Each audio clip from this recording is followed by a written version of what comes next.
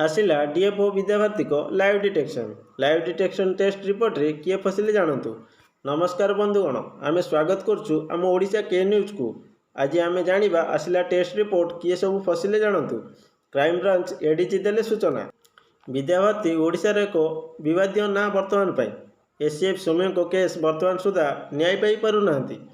DFO और विद्याभारती उपरे दफा लगी भी कौन कार्यानुष्ठान प्रशासन पाखर निना सेपटे सौम्य परिवार न्याय काली कटक आसते न्याय मागिबापी। आज live detection laboratory Bhubaneswar Rasulgarh crime branch office को आसी टेस्ट रिपोर्ट एने क्राइम ब्रांच हेड एडीजी कहते आज आमर लाइव डिटेक्शन टेस्ट रिपोर्ट हस्तगत हो सारी।